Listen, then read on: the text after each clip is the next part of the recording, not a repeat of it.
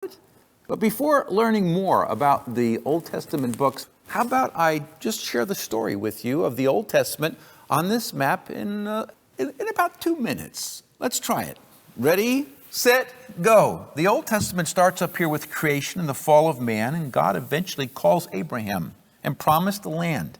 He lives where he was born in Ur and travels around to Canaan, where he had Ishmael and Isaac. And eventually Joseph is sold into Egypt, and there's a famine, the Jews go into Egypt. Then God raises up Moses, who leads the people out of Egypt through the Red Sea down to Mount Sinai, and they wander in the wilderness until Moses dies. Then Joshua crosses the Jordan River, destroys Jericho, conquers the land, divides it up into 12 tribes. And there was a period of judges where different people ruled.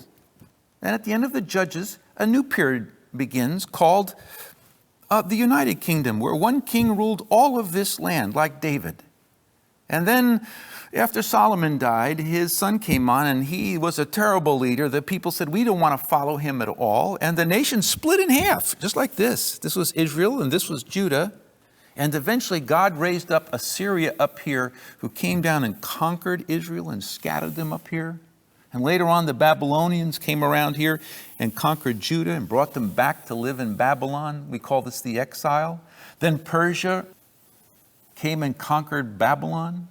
And the Persians said, go ahead and go back home. And so they did, in 3 waves, to rebuild the temple and the walls under Zerubbabel, Ezra, Nehemiah. And believe it or not, that's the story of the Old Testament in less than 2 minutes. You see, that's the irreducible minimum.